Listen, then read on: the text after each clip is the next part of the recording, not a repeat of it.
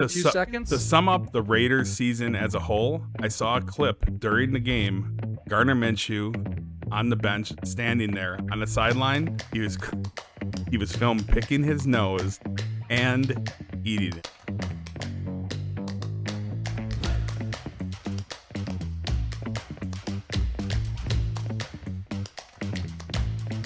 Hey everybody, welcome back to Week 6 of the NFL and our picks here on the Mike and the Feather podcast. Remember, this is the NFL where the Minnesota Vikings are undefeated and the Washington Commanders are winning the NFC East. That's the kind of NFL we have this year. With me as always is Jason, aka the Feather, and we're going to get right to it. We'll kind of touch on this past week's games as we look at the games this week.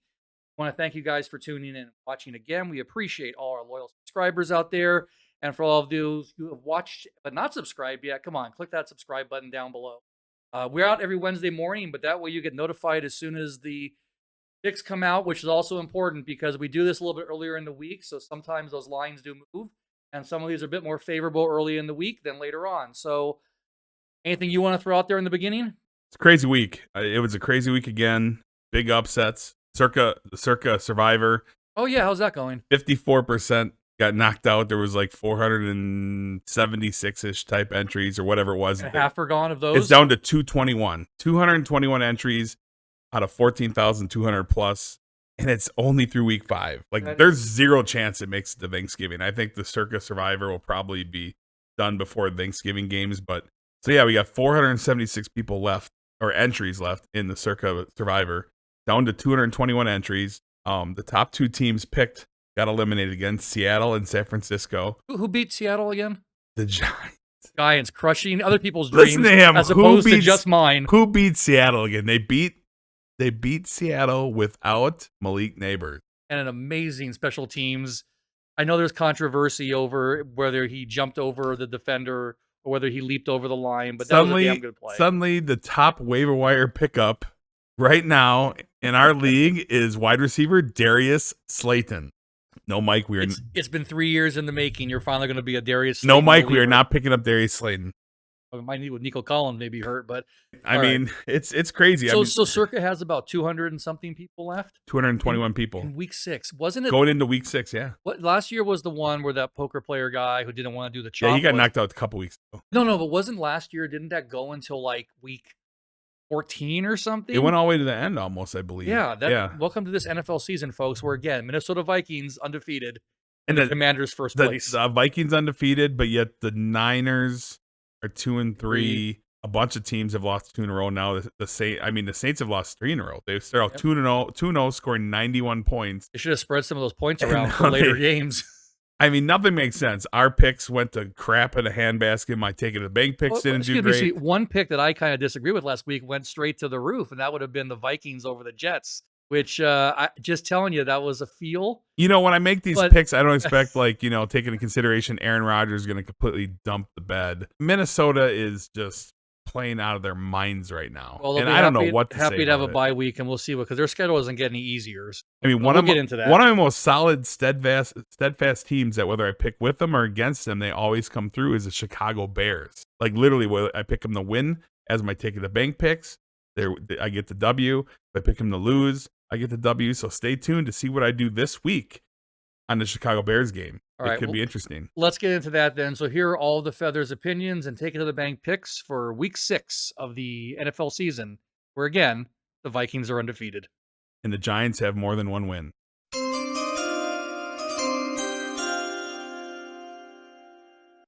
All right, if you are ready, let's take a look, starting with the first game. Let's start this shit show. Let's go. It might be. There are some interesting matchups, and then here we go. Speaking of just the 49ers, San Francisco 49ers take to the road against the Seattle Seahawks, who just got beaten by the Giants. 49ers enjoy a 3-point favorite on the road. That's kind of weird if you would think at this time that the 49ers are only 3-point favorites over Seattle. They were good last year, Seattle. Right. But you would think maybe coming off of a loss to the Giants like that, they would be a much bigger dog. I mean, the problem is the Niners just came off to a loss at home against Arizona. And the Niners have lost 3 games this year. So, are the 49ers worthy of being favorites on the road to Seattle? That's a big question. I mean, you could go both ways, right? True. True. The Niners are still coached by a great coach that's going to figure it out.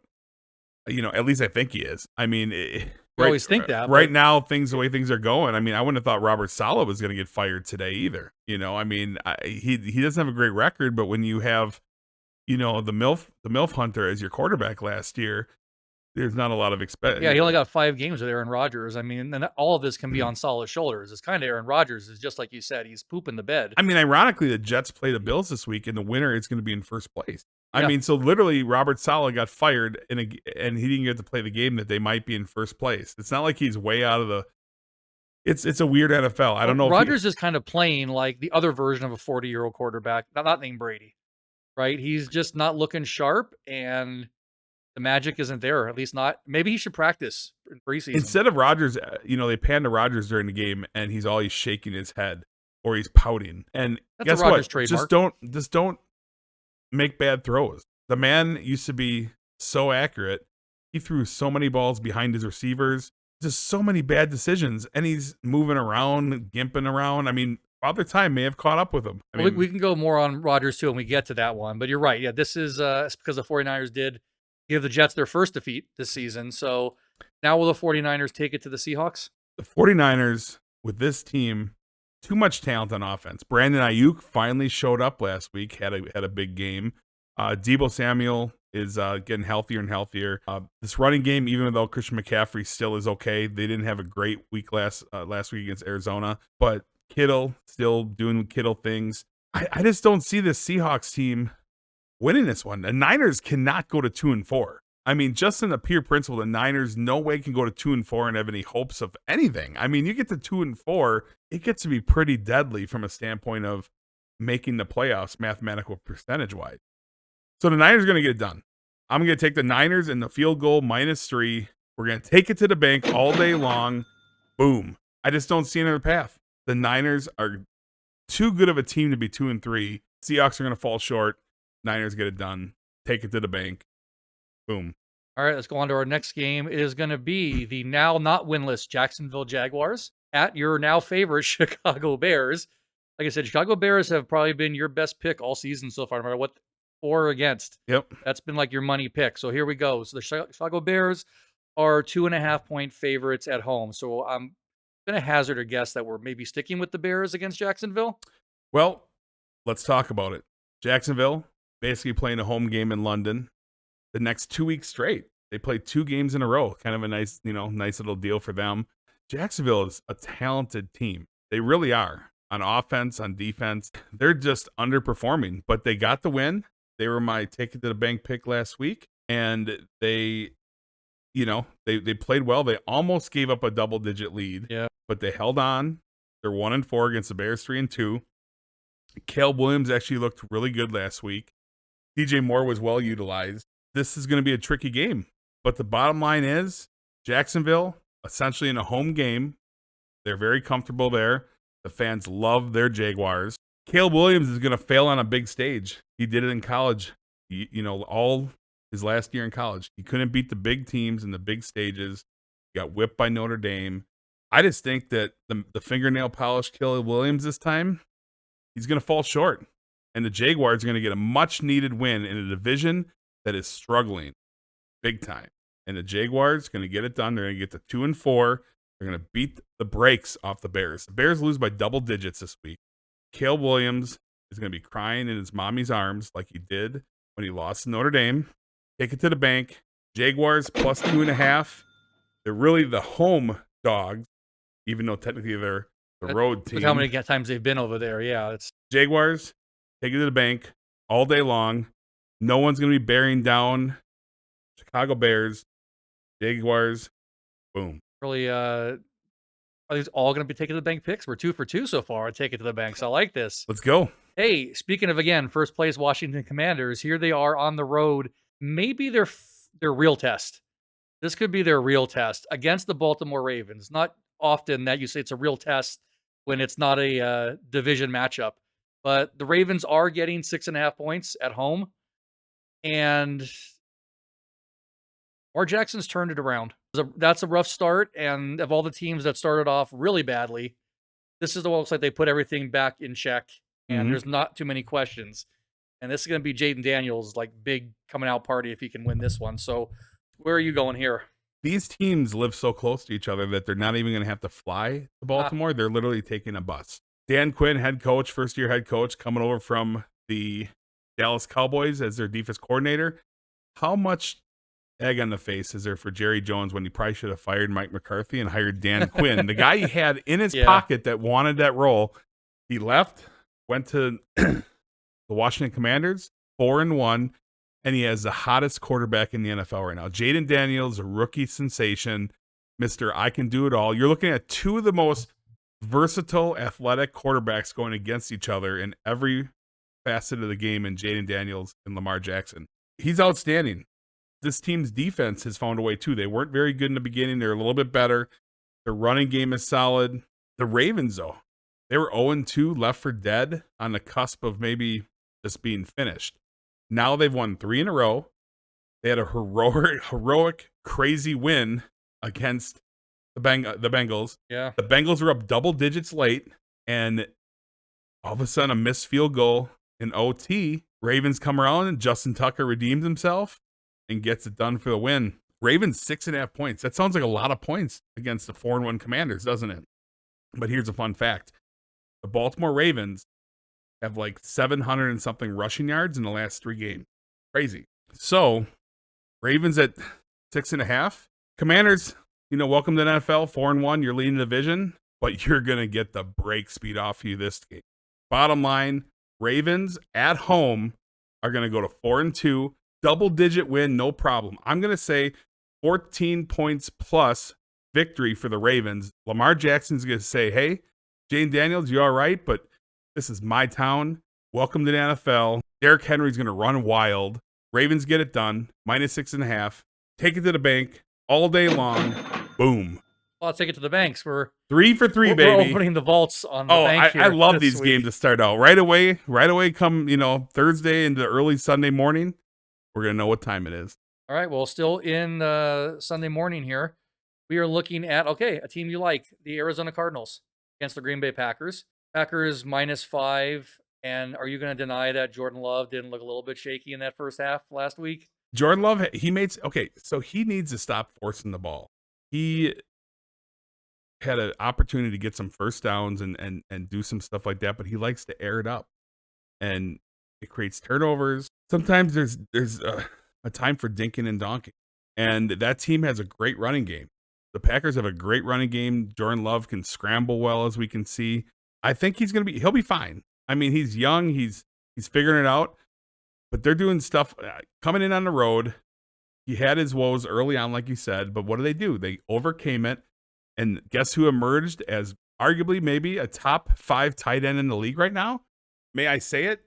A young Travis Kelce, Tucker Kraft. Welcome to the NFL, Tucker Kraft. I'm happy to say that I picked him up on our fantasy team. If I could pat you on the back from over here, I would give you what you need. But And I'm sorry, I can't think reach. he might be the future Travis Kelce. And Green Bay is looking good. And who's he going to date, though? Who knows? Beyonce, after she divorces Jay-Z. Jay-Z. So, I mean, bottom line, the Cardinals, though, surprising. I mean, the Cardinals, once again, I don't get it. Will the real Cardinals please stand up? I mean, they look good in one game, then they lose to a Ham and Egger team. But then they go into 49er land and they beat them. Kyler Murray is Speedy Gonzalez, makes plays. This team has potential, but I don't know which team is the real team. But Green Bay at home, Romeo Doubs was suspended last week because he's not happy with the team's use of him right now. Oh, is that what happened? I saw that he was suspended one game. Yeah, Romeo Doubs suspended one game because he literally blew off the 2 days in a row practice. They sent someone over to his house, wellness check kind of thing. Yeah. And he's like, yeah, I'm not happy. And they said, okay, well, you're suspended. But him and Matt LaFleur worked it out. They talked it out. He should be back at practice tomorrow. This team is so talented on offense. Their defense is outstanding. The defensive back they got, McKinney from New York, has had now 5 interceptions in 5 games. Outstanding. Does that make you sad, Michael? No, it's because, you know what? It's kind of like poker when people change seats and get mad like an hour later because someone got aces and won a big pot in that seat. I'm like, trust me, everything in between since you moved, the shuffle, the deal, where the cards were folded, it affects how everything plays out. So glad for him, though, to have some success that he should have had with the Giants. But Green Bay at home, they're going to get it done. Minus 5 points. Green Bay at home, get it done. At Lambeau Field, it's going to be tough. It's a long trip from Arizona, and Green Bay is going to be firing on all cylinders. They're going to get to 4-2. Cardinals are going to drop to 2-4. Boom. Oh, I have my finger on the take it to the bank. We're not taking the Packers to the bank? No, there's no bank for this one. No. Bank for the Bears. Lose your fandom for that one. All right, let's to a game that feels like a no-brainer, but the points always make it interesting. The Houston Texans are on the road at the New England Patriots, and the Texans are favored by 7 as of right now. Well, the Drake May, from what I understand, situation is coming to fruition. He's going to be the named starter for this week. Really? Drake May, starter for the Patriots, getting thrown right into the fire against the number 4 defense in the NFL, Houston Texans. He's at home, though. He's going to be playing at home in the safe confines of Gillette Stadium, but these fans are not as happy as they were back in the Tom Brady days. They're feeling a lot of pain lately the last couple of years. How much would it be to go to a Patriots game, but still all you see are Brady 12 jerseys? Right. This day. The Texans 4-1, Patriots 1-4, 7-point favorites on the road. Pretty wild. I mean, I'm just gonna say it. Texans -7. Texans are gonna get it done. Nico Collins is banged up. He's day-to-day. Hopefully he plays. But Stephon Diggs proved he has what it takes. They should hopefully get back Joe Mixon. Hopefully. I mean, Joe Mixon started out so good, got banged up, and it's hurt the team a little bit. But this team's defense is really good, and I think they're going to get after Drake May. Texans, get it done, no problem. 4-1. They're going to become 5-1 and continue to lead the division. Let's go on to another Sunday morning game. Tampa Bay Buccaneers playing in New Orleans because of many reasons, but so hope everybody's safe over there on the East Coast as of when you're watching this, and as of always. Buccaneers take to the road. New Orleans Saints, the Buccaneers, 2.5 points favorites on the road against a team that probably doesn't have Derek Carr. Isn't it weird? Tampa Bay left yesterday, I believe, to go to New Orleans to flee. Right. Because Tampa might literally get wiped off the map by this hurricane. Our thoughts go out to all the people out there. My wife's parents, they have a home out there, and a lot of concern and worry. My wife's very worried about it as well. So for all the people in Florida and Tampa, hopefully everything turns out and maybe somehow this hurricane just dissipates and it doesn't do what it is looking like it's going to do. So we got to pray for that. But the Buccaneers end up making the trip early to the Saints, which New Orleans knows a lot about hurricanes and devastation. Yeah. So the irony of them traveling to take safety in New Orleans really kind of it's a weird world these days. The weather is so unpredictable, and the Vikings are undefeated. And the Vikings are still undefeated, which is crazy. So Buccaneers at Saints. Derek Carr went down in a whirlwind. He has an oblique injury. This line is weird to me because I feel like if he's not going to play, this line should be bigger. Because, we talked about that before recording. So I don't know if they think he's going to play or if there's some secret person they're going to have play quarterback. Is Drew Brees coming back this week? I don't know. But I saw my Brees jersey. But so. I don't get it. This line seems trappy as can be, but I'm going to take the Buccaneers and the -2.5 because the Saints will not be able to win without Derek Carr. And even with him, the way he's been playing and this team's been playing with their share of injuries and issues as well, they can't even get the ball to Chris Olave, their number 1 wide receiver. Granted, Rashid Shaheed's been really good, but Alvin Kamara, the guy who was beasting it for week 1 and 2, he's nowhere to be found.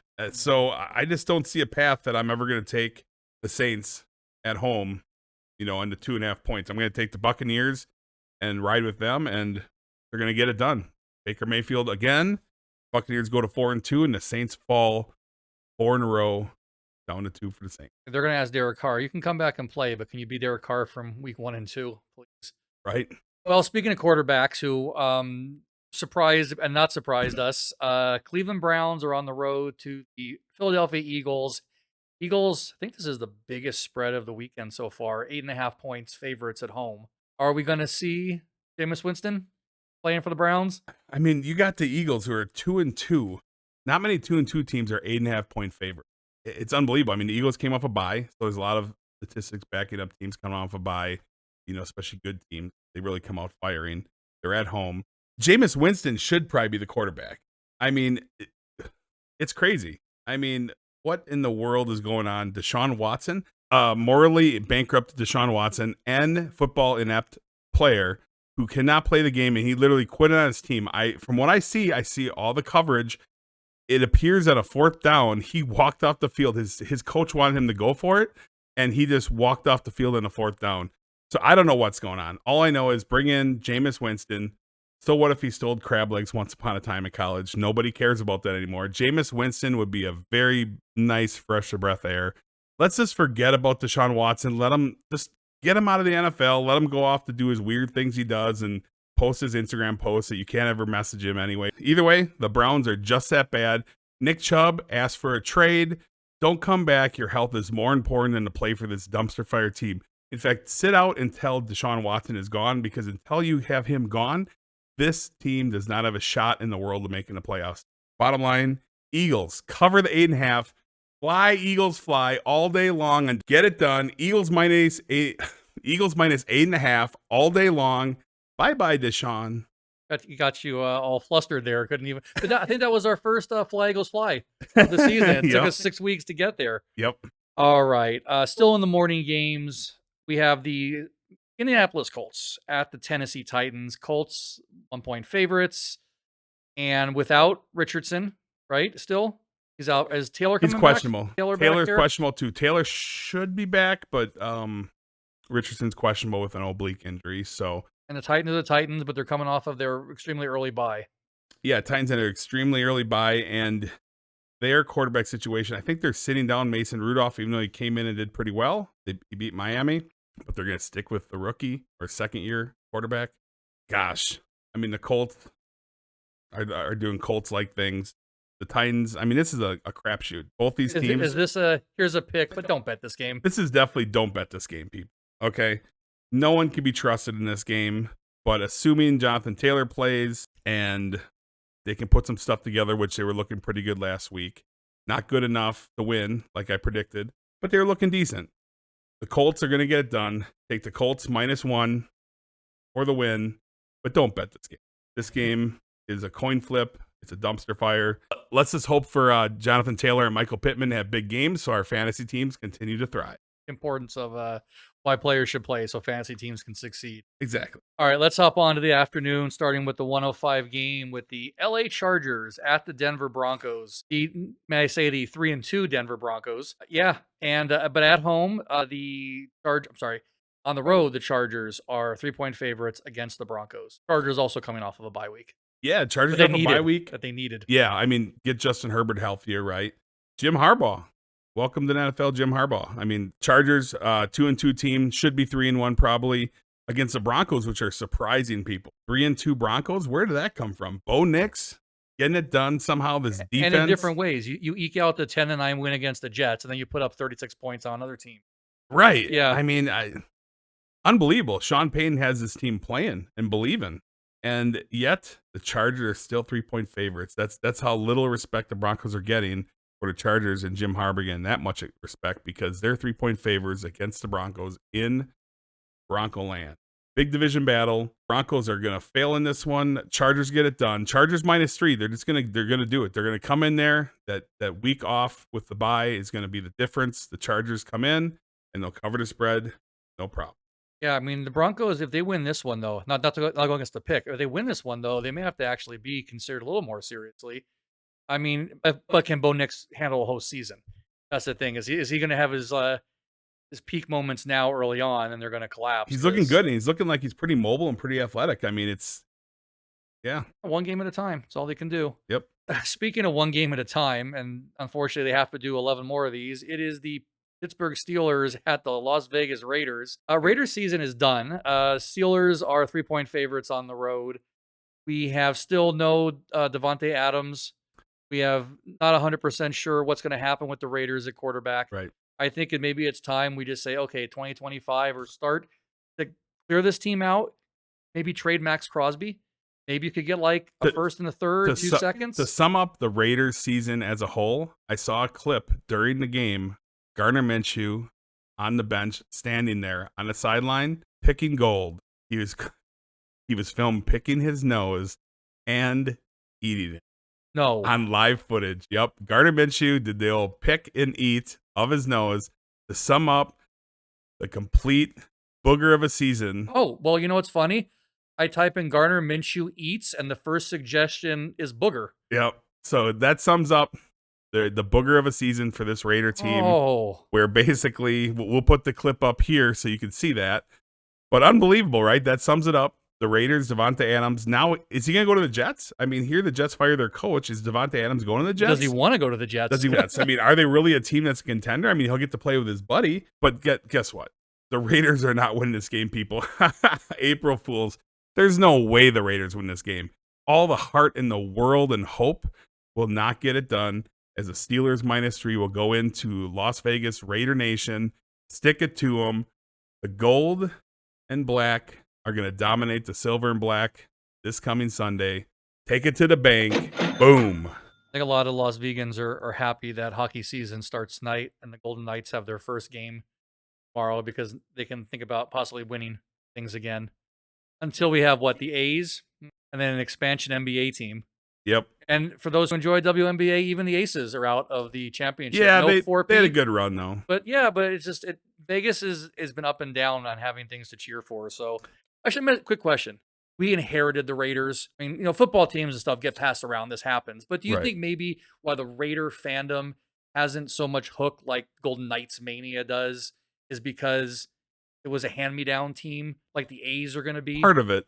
I mean, I think it helps that a team is like homegrown, built from scratch. Even though right? it was players basically taken from other teams. Right, who but weren't it's still a wanted. built, fresh team, right? Yeah. And then also the combination of, unfortunately, the October 1 shooting, which they played a huge role in trying to heal the city and do what they could to make people feel better about a really horrible situation. So I think all that, and the fact that it's nice when your team comes in as a new team and they go to the Stanley Cup Finals right away. Imagine if we had won that. I mean, that was huge. So whereas the Raiders are kind of, they're not homegrown by any means, but still close enough to California that it's kind of, homegrown.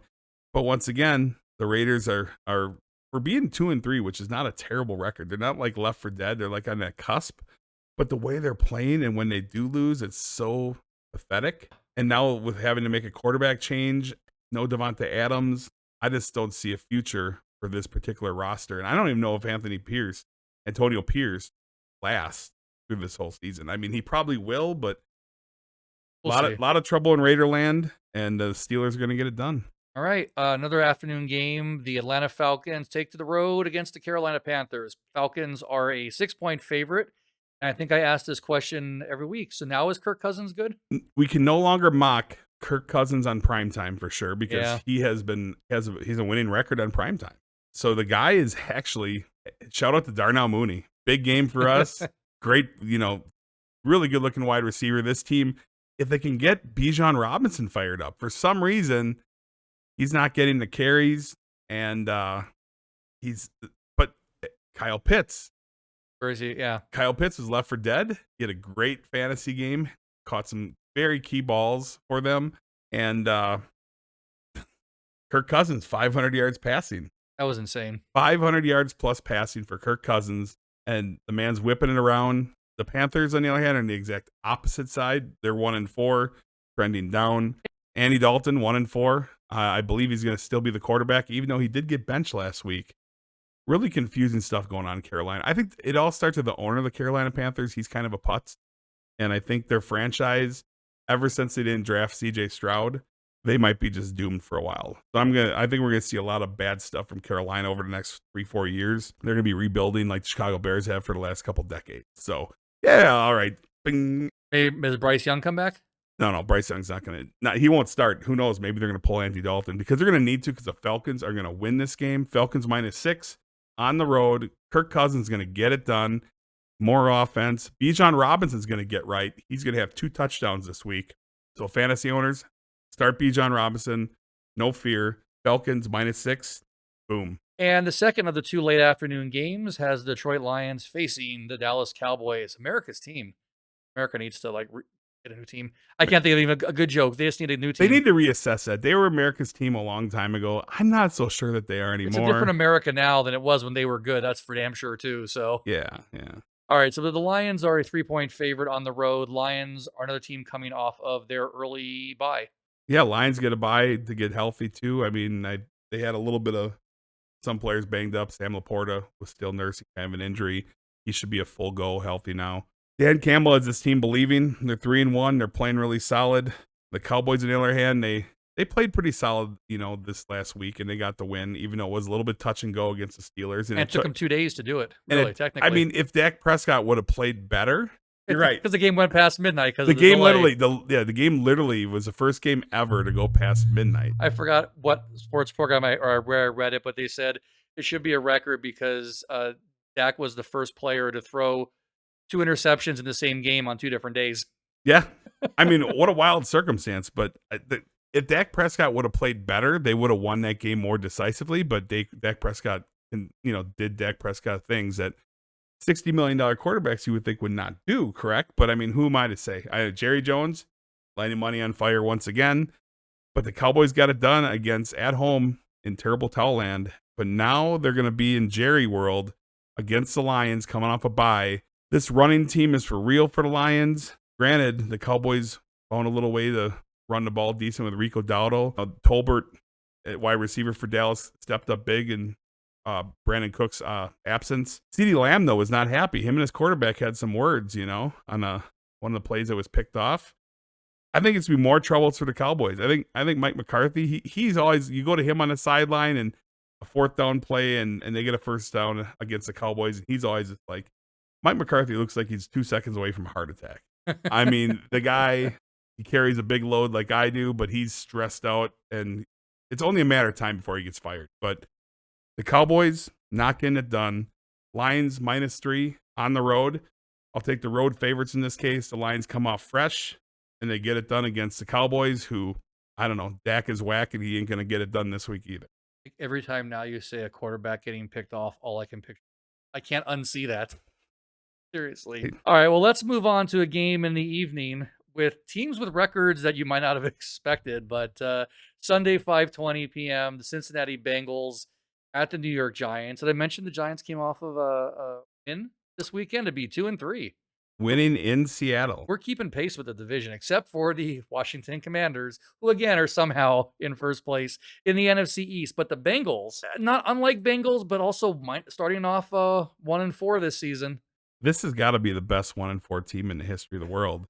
Very true. I mean, it doesn't make any sense. I mean, I said they were the best 1-3 team last week. I don't get it. I don't get it. I mean, the Bengals had a double-digit lead late. Joe Burrow passed for 500 yards. Jamar Chase put up 49 fantasy points. Crazy stats. 200 yards receiving, whatever. What is going on? First of all, Cincinnati, let's focus on defense, right? Let's start there. But then what is their head coach doing when they decide they put up 500 yards passing?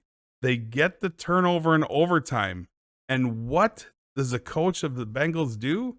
He runs 3 times in a row, settles for a 53-yard field goal when they passed all over the place on this vulnerable Ravens defense. Make it make sense to me. Bottom line, I mean, our pick was the Bengals last week, and that was a stone lock, and it got ripped away with poor coaching and then a botched snap, resulting in a missed field goal and a loss. The Bengals now on life support. The Ravens, obviously, with the win, driver's seat. Now it comes to this week. The Bengals lose this week, dead. It's over. They're dead to me, but it's over for them because I don't think there's any comeback at 1-5. They don't have exactly the easiest schedule in the world by any means. The Giants, on the other hand, they're a puzzle, Michael. Yeah. They're a puzzle. I mean, they were missing their number one wideout, and they go into Seattle and they get the win. We get Malik back this week? Questionable. I mean, he should clear concussion protocols. I think that's the standard, it seems. So we'll see. I mean, a lot of people think that Josh Allen had a concussion that was knocked out and he got to play still. So I don't know what the deal was there. I mean, Chiefs Nation was losing their mind. They're like, oh, if that was Patrick Mahomes, the world would have came to an end and everyone would be so upset. It's like. And there's our Chiefs slam, even on a week when they aren't playing a game. I mean, the Chiefs fan nation, they're such a bunch of babies. It's just unbelievable. Bottom line, there was still plenty of calls in favor of the Chiefs that should not have been. Late in the game, pass interference was missed. blatantly. Literally, the announcers were like, the refs might want to go home because they didn't bother calling that one. I'm laughing. Let's talk about the Giants now. Yeah, I know. Are my Giants going to have any chance here? Your Giants are going to try, and they're going to be at home, and they're going to be hopeful. But this Bengals offense is for real. And don't get me wrong, the Giants defense has been solid, right? Because, I control the board, so I can just pick the Giants right now and just move on if I wanted to. Let's not make any more drama than we need to. The bottom line is we're not going to, sorry, Michael, put him out of his misery. You keep trying every week to put him out of misery, and we keep finding ways to do it. The Bengals -3, they're going to get it done. Bengals -3 over the G-Men. Sorry, Michael. Giants going to fall, and they're going to fall hard. And the Bengals, another big passing day for Joe Burrow coming in this offense. Their defense, don't get me wrong, the Giants might put up 25 points, 24 points, but they're going to lose because the Bengals are going to put up at least 30. Boom. That would mean they cover the 3, so that's a good pick. All right, and then let's go to Monday night. Yeah, battle for first place in a division between two teams that look good at some games and other games, absolute what's going on, garbage, dumpster fire, to use your lingo. So that's the Buffalo Bills at the New York Jets, and the Bills on the road are 2.5-point favorites. Jets now with, is it the defensive coordinator is now the temporary defense coordinator coach? is now the coach for the rest of the year, it sounds like. A lot of people were saying in comes Bill Belichick. A lot of people think that they're opening, the door for Belichick, but as far as the owner says, this is going to be the defense coordinator's job now. I forgot his name. For the rest of the year. It's tricky. Is Robert Saleh to blame? His record was terrible as a head coach in Giants land. A little over 30, 33% or whatever it is. Terrible. But he had Zach Wilson for most of that. Aaron Rodgers went out early last year, obviously very early. This team had flashes of goodness. They were like in the driver's seat, about to go 3-1 against Denver, and Denver comes in and Aaron Rodgers can't put up points. He can't even put up 10 points. Is that Robert Saleh's fault? I don't know. I feel like it's more Aaron Rodgers' fault. It's tough when bad coaching, if he's calling the plays, than bad play calling. But sometimes you can tell your players all the right things to do, and they just can't go out there and execute. But ultimately, that's one of the caveats of being a coach in a sports team. The blame stops with the buck stops with you. Yeah, Aaron Rodgers is not executing. Breece Hall looks terrible. Braylon Allen looks great. The youngest player in the NFL, looks solid, but this Jets team has problems. They're bickering at each other. And then the Bills started out 3-0. They've lost 2 in a row now. They had badly. They just haven't. Josh Allen hasn't looked. I understand against the Ravens, maybe getting a bit beat up. The Texans, they came back, but Josh Allen still threw for nothing. He was terrible in that game. But this Bills team fought hard, and they were in a winning situation against the Texans, and they fell short. Texans are a great team. They're 4-1, right? So the Bills losing to the Bills and to the Ravens and the Texans, those are no two slouches. Okay, they're probably both playoff teams for sure, right? So now they play the Jets for first place. You would think that the Bills got to feel pretty good. When some teams react pretty well when they get a coach fired. When a coach is fired, they rally around the other guy and they get a big win. Right. Raiders did that actually last year with Pierce. Yeah. Right. I don't see it happening. I think as long as Josh Allen's on that field this week, which I'm sure he's going to be, I think they're going to figure it out. And at Jets, the Jets fans are going to be sad again because the Bills are going to get it done. The Bills, without a doubt, -2.5, take the Bills on the road. And that's all there is to say about it. The Bills are going to come through. The Jets are going to fall short again. And it's going to be a decisive 4-2 Bills at the end here and a 2-4 dismal Jets team and perhaps an owner that made a mistake. It's hard to say. Also, this is interesting. I was just thinking, like with this game, this is almost kind of like, all right, not hyperbole. You're kind of deciding a division right now. Because let's face it, Miami, unless Tua comes back and can stay on his feet, and it's before too long, right? Granted, they got the win this week, but it, again, wasn't pretty. Like the Jets, if they keep the same way, the Dolphins keep the same way, and the Patriots, it's almost becoming like the Bills' division to lose, and it seems like they're trying sometimes. But yeah, this is almost a two-dog race right now in that division. Yeah, any changes. Yeah, the Bills, they're starting out with some new guys on offense this year, and their defense is getting reworked a little bit. I mean, I think the Bills are going to be fine. It's just that they're working with some new receivers, and Josh Allen's had a couple, spotty games. But when it's all said and done, the Bills are going to be there in the end, and the Jets have a lot of work to do to show that they can be there, but not going to happen this week. Sorry.